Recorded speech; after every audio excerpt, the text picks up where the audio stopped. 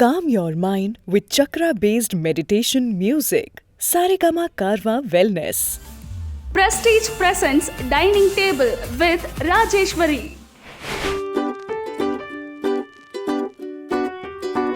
Hi, hello, வணக்கம். நான் உங்க Rajeswari. Prestige Present Dining Table.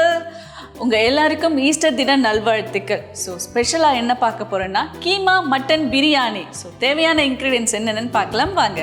Keema mutton biryani செய்ய தேவையான பொருட்கள்: பட்டை, கிராம்பு, சோம்பு, பிரிஞ்சி இலை, அன்னாசி பூ, இஞ்சி பூண்டு, தயிர், எண்ணெய், நெய், தக்காளி, வெங்காயம், மஞ்சள் தூள், மிளகாய் தூள், மட்டன், பச்சை மிளகாய். ஓகே, தேவையான இன்க்ரீடியன்ஸ்லாம் பார்த்தாச்சு. குக் பண்ண ஸ்டார்ட் பண்ணிடலாம் வாங்க. பிரியாணி பண்ணுறதுக்கு முன்னாடி பிரியாணிக்கு தேவையான மசாலா கொஞ்சம் வறுக்கணும். பேன் வச்சுட்டேன். பேன் நல்லா காஞ்சிட்ருக்கு. 3 அன்னாச்சி பூ, ஒரு 6-7 லவங்கம் போட்டிருக்கேன். பட்டை, இது போதும்.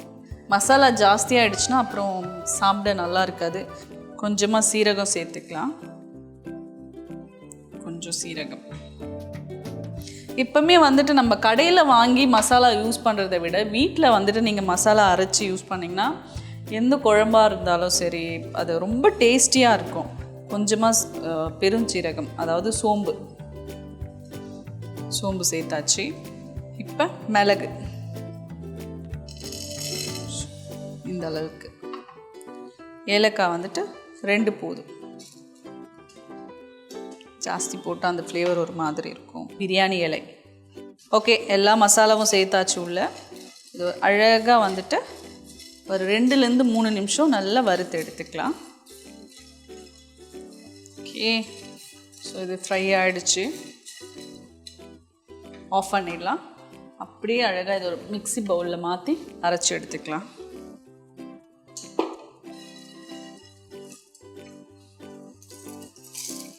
இது மாற்றியாச்சு. இது ஒரு 2 நிமிஷம் கொஞ்சம் சூடாக இருக்குது. ஸோ இந்த ஹீட் கம்மியாகிற போது நம்ம அரைச்சிக்கலாம். அப்புறம் நம்ம ஸ்டவ் ஆன் பண்ணிவிட்டு பிரியாணி செய்ய ஸ்டார்ட் பண்ணிடலாம். ஓகே, ஸ்டவ் ஆன் பண்ணியாச்சு. தேவையான அளவுக்கு எண்ணெய் சேர்த்துக்கலாம்.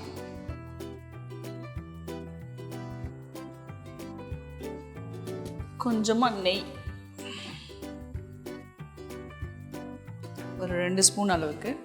பிரியாணி முடிக்கும்போது குக்காகி வரும்போது கடைசியாகவும் கொஞ்சம் நெய் சேர்ப்போம். ஸோ அதுக்கு முன்னாடி இன்னொரு ப்ராசஸ் இருக்குது. கீமா வந்துட்டு மசாலா கொஞ்சம் நல்லா போட்டு பெரட்டி வச்சுட்டுன்னா பிரியாணி கூட அந்த கீமா வந்துட்டு வேகும்போது அந்த மசாலா ஃப்ளேவர் வந்து இன்னும் நல்லாயிருக்கும். ஸோ இந்த வெங்காயம் வதங்குற கேப்பில் வந்துட்டு நம்ம என்ன பண்ண போகிறோன்னா கீமாவுக்கு மசாலா சேர்க்க போகிறோம். ஸோ வெங்காயம் சேர்த்துட்டு அந்த ப்ராசஸ் ஸ்டார்ட் பண்ணிடலாம். ஆயில் நல்லா ஹீட் ஆகிடுச்சு. இப்போ ஆனியன் சேர்த்துக்கலாம்.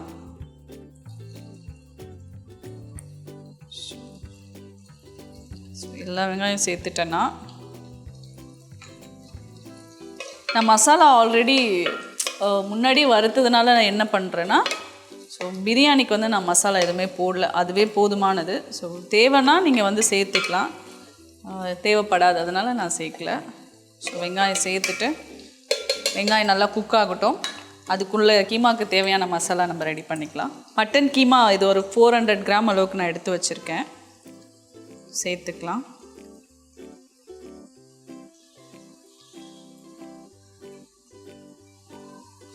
ஆல்ரெடி மட்டன் வந்து குட்டி குட்டியாக நறுக்கி வச்சுருக்கிறதுனால வந்துட்டு நம்ம முன்னாடி குக்கரில் வேக வைக்கணும் அப்படின்ற அவசியம் இல்லை. இது ரொம்ப குட்டி குட்டியாக இருக்கிறதுனால சீக்கிரம் வெந்துடும். இஞ்சி பூண்டு பேஸ்ட் ஒரு 1/2 ஸ்பூன் அளவுக்கு சேர்த்துருக்கேன். கொஞ்சமாக கொத்தமல்லி சேர்த்துக்கலாம். கொஞ்சம் சில்லி பவுடர், தனி மிளகாய் தூள். ஸோ இது ஒரு 1/2 ஸ்பூன் அளவுக்கு சேர்த்துக்கலாம். பிரியாணியில் உப்பு சேர்ப்போம். ஸோ இதில் கொஞ்சம் மட்டனுக்கு தேவையான அளவுக்கு உப்பு சேர்த்துக்கலாம். போதும். ஓகே, வெங்காயம் ஒரு பக்கம் நல்லா ஃப்ரை ஆகிட்டுருக்கு. இப்போ என்ன பண்ண போகிறேன்னா புதினா எடுத்திருக்கேன். ஸோ புதினா சேர்த்துக்கலாம்.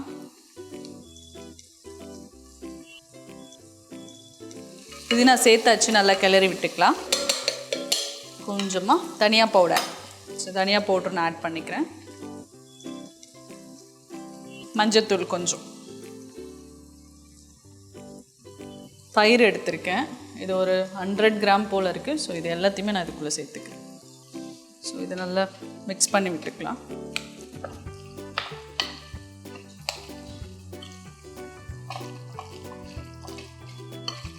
ஓகே, நல்லா மிக்ஸ் பண்ணி விட்டாச்சு. இது ஒரு 10 நிமிஷம் நல்லா ஊறணும் இந்த மசாலாவில். ஸோ இதை எடுத்து தனியாக ஒரு ஓரமாக வச்சுட்டேன். ஆனியன் நல்லா ஃப்ரை ஆகிட்டுருக்கு. ஸோ 3 தக்காளி சேர்த்துக்கலாம். தயிர் போட்டிருக்கோம். ஸோ அதனால் தக்காளி ஜாஸ்தி வேண்டாம், இதுவே கரெக்டாக இருக்கும் அந்த ஃப்ளேவருக்கு. இப்போ கொஞ்சமாக தேவையான அளவுக்கு வந்துட்டு சில்லி பவுடர் சேர்த்துக்கிறேன். பச்சை மிளகாய், இது ஒரு 2 பச்சை மிளகாய் எடுத்துருக்கேன். இதையும் சேர்த்துக்கலாம். ஓகே, இந்த பக்கம் தக்காளி நல்லா வதங்கிட்டுருக்கு. இந்த கேப்பில் வந்துட்டு நம்ம மசாலா வறுத்து வச்சுருக்கோம்ல, அதை அரைச்சி எடுத்துக்கலாம். நான் இன்றைக்கி யூஸ் பண்ண போகிறது வந்துட்டு ப்ரெஸ்டீஜ் எந்தூரா ப்ரோ. ஸோ இது என்னுடைய ஃபேவரட்டான மிக்ஸி. ஸோ இதில் நல்லா கிரைண்ட் பண்ணி எடுத்துக்கலாம்.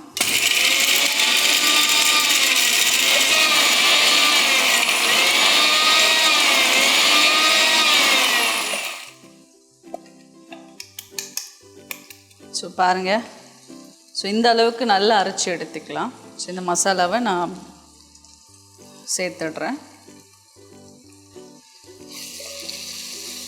மசாலா சேர்த்து நல்லா கிளறி விட்டுக்கலாம். பிரியாணிக்கு தேவையான இஞ்சி பூண்டு பேஸ்ட், ஆல்ரெடி இஞ்சி பூண்டு பேஸ்ட்டு மட்டனில் சேர்த்துருக்கோம். ஸோ அதனால் வந்துட்டு இதில் 1 ஸ்பூன் அளவுக்கு நான் இஞ்சி பூண்டு பேஸ்ட் போதும். ஓகே,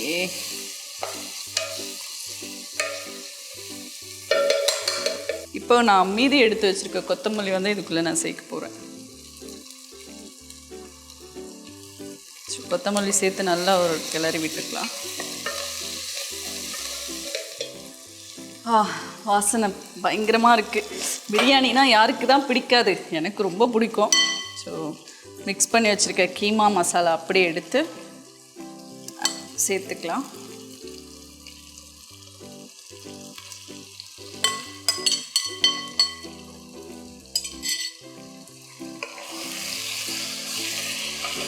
கீமா சேர்த்து நல்லா கிளறி விட்டுக்கலாம்.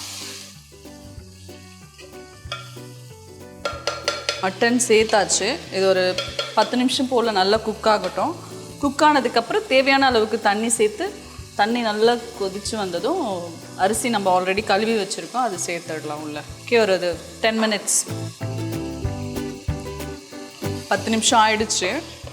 நல்லா கிளறி விட்டுக்கலாம். இப்போ நான் வந்து பிரியாணி வந்து ஒரு டம்ளரில் தான் நான் அரிசி அளந்து எடுத்தேன். ஸோ அந்த டம்ளரில் வந்துட்டு தேவையான அளவுக்கு தண்ணி சேர்த்துக்கலாம். 1 2 3 4. ஸோ இது போதும். ஓகே, தண்ணி ஒரு 4 டம்ளர் சேர்த்துட்டேன். நான் அரிசி எடுத்தது வந்துட்டு 2.5 டம்ளர் எடுத்தேன்.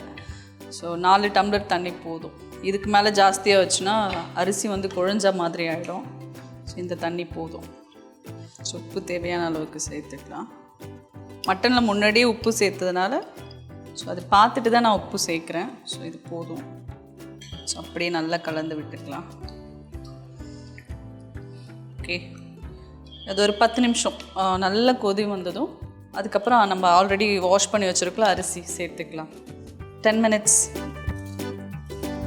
10 மினிட்ஸ் ஆயிடுச்சு. சூப்பராக கொதிக்க ஆரம்பிச்சிருச்சு. பார்க்கவே கலர்ஃபுல்லாக இருக்குது. நான் ஏற்கனவே சொன்னேன்ல, அரிசி வந்து நல்லா ஊற வச்சு கழுவி வச்சுருக்கேன். ஸோ அரிசி இதுக்குள்ளே சேர்த்துடலாம்.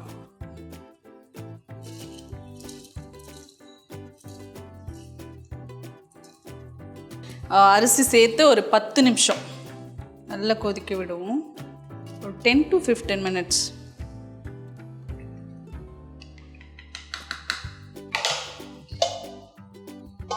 ஒரு 10லேருந்து 15 நிமிஷம். 15 மினிட்ஸ் ஆயிடுச்சு. வாட்டர் நல்லாவே ட்ரை ஆகிருக்கு. நல்லா அப்படி லைட்டாக கிளறி விடுவோம். ரொம்ப அதிகமாக கிளறுனா சாதம் உடஞ்சிரும். இன்னும் ஒரு 5 நிமிஷம். இன்னும் இருக்கிற அந்த வாட்டர் எல்லாம் இன்னும் ட்ரை ஆகணும். ஒரு 5 நிமிஷம் போதும். ஓகே, 5 நிமிஷம் ஆயிடுச்சு. கமகமான கீமா பிரியாணி ரெடி ஆகிடுச்சு.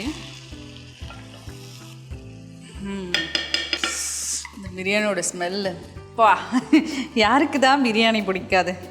ஸோ கொஞ்சமாக புதினா சேர்த்துக்கலாம். நெய் ஒரு 2 ஸ்பூன் அளவுக்கு சேர்த்துக்கலாம். சேர்த்துட்டு ஒரு 5 நிமிஷம் அப்படியே நல்லா மூடி போட்டு வச்சிடலாம். 5 மினிட்ஸ். ஓகே, 5 மினிட்ஸ் ஆகிடுச்சு.